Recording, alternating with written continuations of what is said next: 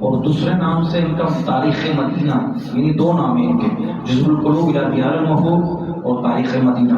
اس میں لکھا کہ درود پاک کے فضائل لکھتے ہیں کہ نبی پاک علیہ الصلوۃ والسلام پر درود پاک پڑھنے کے کتنے فضائل کہ جب بندہ مومن ایک بار درود پاک پڑھتا ہے تو اللہ اس پر 10 رحمتیں بھیجتا ہے اور 10 گناہ مٹاتا ہے اور 10 درجات بلند کرتا ہے اور 10 نیکیاں لکھتا ہے اور 10 غلام آزاد کرنے کا ثواب لکھتا ہے۔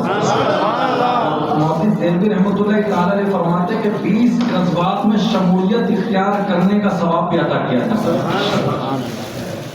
یہی نہیں، عبدالحق محدث دہلوی فرماتے ہیں کہ اس کے پڑھنے سے، درود پاک پڑھنے سے شفاعت مصطفیٰ واجب ہو جاتی ہے۔ سبحان اللہ۔ پھر لکھتے ہیں کہ مصطفیٰ جان رحمت صلی اللہ علیہ وسلم کا باب جنت پر قرب نصیب ہوگا اور درود پاک تمام بیماریوں کو دور کرنے کے لیے اور تمام حاجات کی تکمیل کے لیے کافی ہے۔ دکھوں نے جو تم کو گھیرا ہو تو درود پڑھو، دکھوں نے جو تم کو گھیرا ہو تو درود پڑھو، جو حاضری کی تمنا ہو تو درود پڑھو۔ قسمت میں لاکھ پیج ہو سو بل ہزار کچھ، یہ ساری بھٹی تیری ایک سیدھی نظر کی ہے۔ اللہ کرے کہ درود پاک پڑھنے والے بھی بنے اور اللہ درود پاک کی برکت سے ہمارے غموں کو دور کرے، دکھوں کو دور کرے۔ اسی کتاب میں عبدالحق محدث دہلوی رحمۃ اللہ تعالی علیہ جزء القلوب الی دیار المحبوب میں ایک حدیث لے کر آتے ہیں، نقل کرتے ہیں کہ نبی پاک علیہ الصلوۃ والسلام نے فرمایا کہ میں احد پہاڑ سے محبت کرتا ہوں اور احد پہاڑ مجھ سے محبت کرتا ہے۔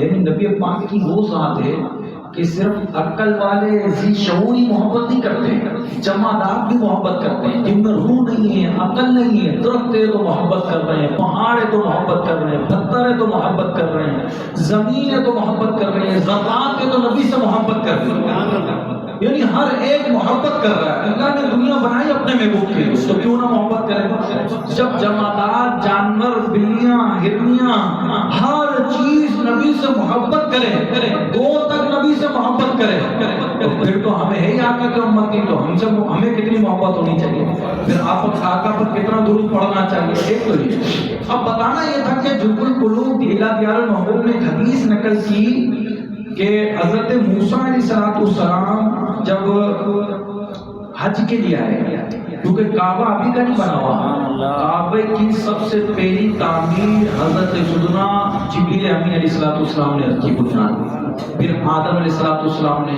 پھر دیگر انبیاء کرام نے، ابراہیم علیہ السلام نے تعمیر رکھی نا، اس کی تعمیر کی۔ موسیٰ علیہ السلام جب حج کے لیے طواف کے لیے آئے کعبے کی، تو ان کے ساتھ ان کے بھائی تھے ہارون علیہ نبی علیہ السلام۔ جب ساتھ آئے مکے سے مدینے آئے، آپ احد پہاڑ پر چڑھے۔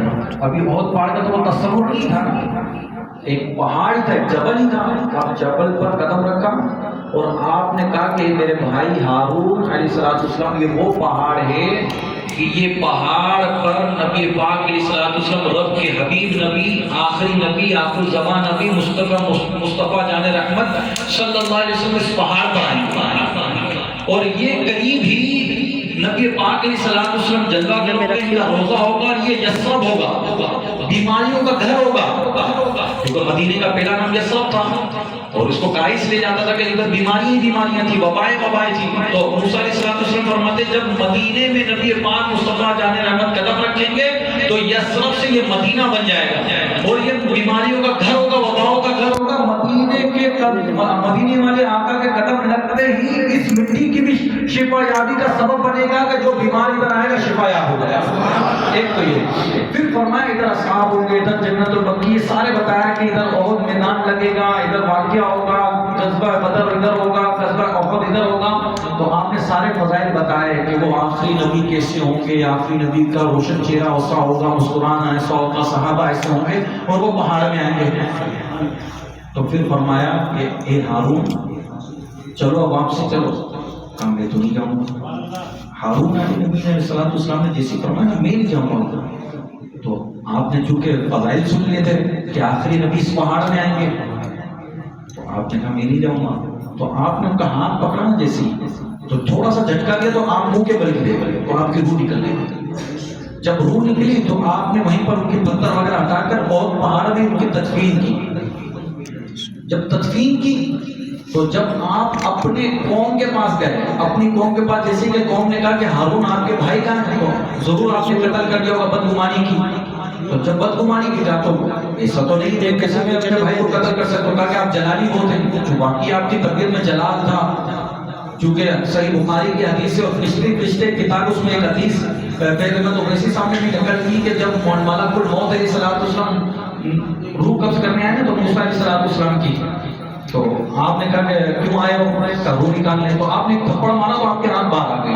تو ملک الموت علیہ السلام رب کی بارگاہ میں ہاتھ لے کر حاضر ہو کر یا اللہ پاک تیرے کلیم نے میرا یہ حال کیا ہے، تو فرمایا جاؤ ایک مینڈا لو اور ان کی بارگاہ میں لے جاؤ اور ان سے کہو اس کے اوپر ہاتھ رکھے اور جتنے ہاتھ کے نیچے بال آئیں گے ہر بال کے بس آپ کی 1 سال کی عمر بڑھا دی جائے گی. کیونکہ کلام اللہ تکلیمہ کا تاج پہننے والے کلیم نبی جب چاہتے جب جہاں چاہتے رب سے ہم کلام ہو جایا کرتے ہیں، اور جلالی نبی تھے، جلال بہت تھا، نبوت کی پاور تھی. تو رب نے فرمایا کہ تم سے یہ کہو، تو یہ کہا گیا. تو فرمایا اس کے بعد اگر میں اتنی عمر لے بھی لوں تو اس کے بعد میں کہا آخر موت ہے، مرنا ہے، تو پھر میری روح ابھی قبض کرو، آپ کی روح قبض کر لیجیے. اب بتانا جو اصل میں جو حدیث سنانی تھی یہ تھی کہ جب آپ اپنی قوم کو پہاڑ پر لے کر آئے تو کہا پوچھ لو میرے بھائی سے کہ کس نے قتل کیا. تو قوم نے کہا یہ تو مر چکے، یہ کیسے جواب دیں گے. تو آپ نے اپنے بھائی کو اللہ کے حکم سے زندہ کیا کہ میرے بھائی نے بتاؤ کہ جب میں نے قتل کیا ان کو اٹھاؤ، ان کو بتاؤ. تو ہارون علیہ السلام اپنی قبر سے نکلے اور بتائیں کہ میرے بھائی نے میرا قتل نہیں کیا بلکہ مجھے اس احد پہاڑ سے محبت ہے، کیونکہ یہ احد پہاڑ اس نبی سے پیار کرے گا جو حبیب نبی آئیں گے، اور میری چاہت یہ تھی کہ مدینے میں وہ آخری نبی آئیں گے، اس نبی کا دیدار کرنے کے لیے میرے دل نے یہ چاہا کہ میں یہیں ٹھہر جاؤں. تو میرے رب کی بارگاہ میں نے رب کی بارگاہ میں دعا کی اللہ میری روح یہیں قبض کر لے، تو اللہ نے میری روح یہیں قبض کر لی. اب محدث دہلوی رحمۃ اللہ تعالی جو حدیث لے کر آ رہے ہیں نا کہ یہ احد پہاڑ مجھ سے محبت کرتا، مجھ سے محبت کرتا ہے، ایک طرف اشارہ یہ ہے کہ احد پہاڑ کے اندر جو موجود ہے نا یہ مجھ سے محبت کرتا، مجھ سے محبت کرتے ہیں. کہاں ہارون علیہ السلام ہزاروں سال پہلے آئے اور ان کی چاہت، ان کی محبت، ان کا پیار یہ ہے کہ روح قبض ہوتی تو ہو جائے مگر اس محبوب نبی کے قدم یہاں لگنے ہیں تو ان کا دیدار ہی ہو جائے گا. اللہ اکبر. اللہ ہم سب کو توفیق دے کہ نبی پاک کی ذات عالی پر کثرت سے درود پاک پڑھنے کی. اللہ ہم سب کو سعادت نصیب فرمائے، اللہ ہم سب پر رحمت کی نظر فرمائے. آج کی اجتماع کی اللہ میں خوب برکتیں نصیب فرمائے. درود پاک پڑھ لیجیے. صلو علی الحبیب.